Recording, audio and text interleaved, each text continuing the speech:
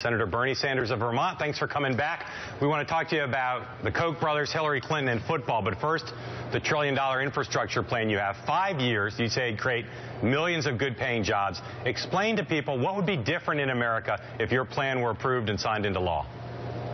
Well, just stop and think. If in 50 states in this country we were rebuilding our crumbling roads and bridges and water systems, wastewater plants, airports, rail, levees, and dams, we would make America more efficient, we would make America more productive, and we would make America safer, so when people went over a bridge, they wouldn't end up in the water, but when they get to the other side. But equally important, we can create, at a time when real unemployment is over 11%, we can create an estimated 13 million decent-paying jobs. And that is exactly what we have to do. So this bill accomplishes two goals. It addresses the fact that we have neglected our infrastructure, which gets worse every year.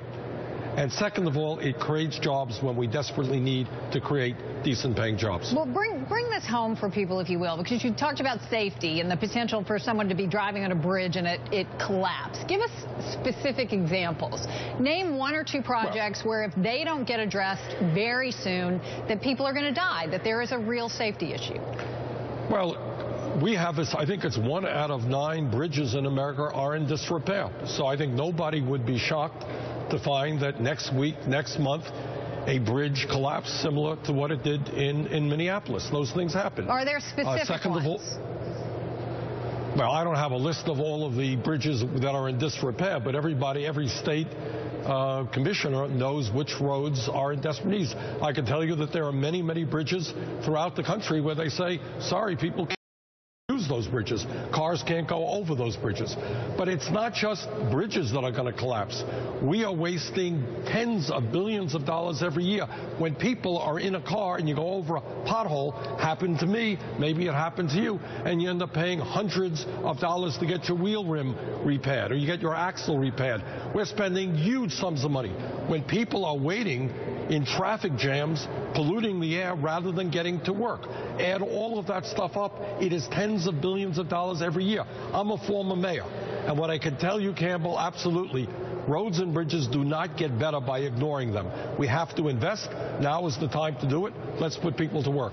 Senator, I want to ask you about the Koch brothers. They announced yesterday, or came out yesterday, they plan to spend close to $1 billion. I know you're not a fan of secret money in politics and big money in politics, but whoever your party nominates, whether it's you or Hillary Clinton or somebody else, should your party's rich donors unilaterally disarm, or should they contribute as much as it takes to keep pace with the Koch brothers? Well, Mark, in all due respect, I don't think that's the right question. The right question is, should we overturn Citizens United and end this obscenity? But, Senator, with all due respect, that's not going to happen between now and the 2016 election. So what should the wealthiest members of the Democratic Party do? Should they contribute hundreds of millions or not? No, I think you cannot, disarm unilaterally here. But I think when you take a deep breath and you think now that the Koch brothers, the second wealthiest family in America, are prepared to put together a political organization which in all likelihood would be more powerful than either the Republican or Democratic parties. That's not democracy. That is oligarchy. Senator, that is a handful of billionaires. I hear you, Senator. I just want to pin you down, though, on this one point. I know sometimes you don't like my questions, but you said not unilaterally disarm. So you want wealthy progressives to contribute and keep pace with the Koch brothers. Under the current circumstances, that's what you want. No, I don't. Mark, you said not unilaterally disarm. You're trying to trap me. The Koch brothers are spending $900 billion. What should the opposition to the Koch brothers do? Should they say, oh, no problem, we don't like these PACs? I think that's pretty stupid. But the real issue is that we have to end an absurdity where one family can spend that kind of money. That's oligarchy. That is destroying American democracy. We're almost out of time. Let me very quickly ask you about Secretary Clinton, who has been very cautious in preparing for a presidential run that we all assume is coming, and hasn't taken positions on things like the Keystone Pipeline. Is that frustrating to you? Do you want to see her be much more clear about where she is on these issues? No, not frustrating to me at all.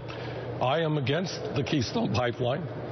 I think when the scientists tell us that climate change is a huge crisis for this planet, we have to move away from fossil fuel and into sustainable energy. Do you think she ought to be clear about her position? Well, you can ask her. That's her position. She has to deal with that, not me. Can you help us book her on the show? Just kidding. Senator, I love when you laugh. Senator, you're a New Englander. New England's obsessed with the Patriots. Tom Brady, telling the truth, not telling the truth? New England will win the Super Bowl. That's what I will tell you. Oh, come on now. Is he telling the truth or and not? What do you think?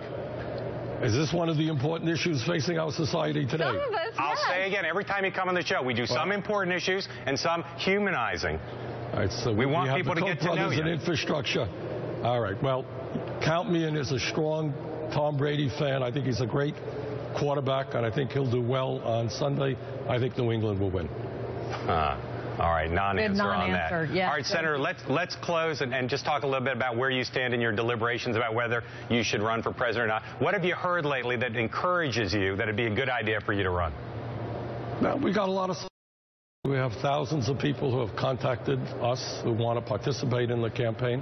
When we go to Iowa, we get really good turnouts, a lot of support. I'll be in New Hampshire in the next couple of weeks. Any specific conversation you've had lately that's encouraged you? A lot of conversations that have encouraged me. But what discourages me is just the issue you talked about, taking on people who have unlimited sums of money. And when you're prepared to run against the billionaire class and the Koch brothers and Wall Street, can you get the financial support that you need to run a winning campaign? Can you put together the millions of people that you need in an unprecedented grassroots effort? So those are the issues that we're dealing with now. Who's your favorite billionaire in America? I think Warren Buffett has said some decent things. When you have a billionaire who talks about raising taxes on the rich, I think he deserves some credit. I'm not trying to coach your interest, but when you're on the show, you should say, well, Michael Bloomberg I like a lot. but Buffett's a good answer, too. Senator, as always, we appreciate making the time. Again, the infrastructure project is one you're going to continue to talk about, and we'll follow closely whether you can win over your colleagues besides Senator Inhofe. Thanks very much. Thank you. Thank you.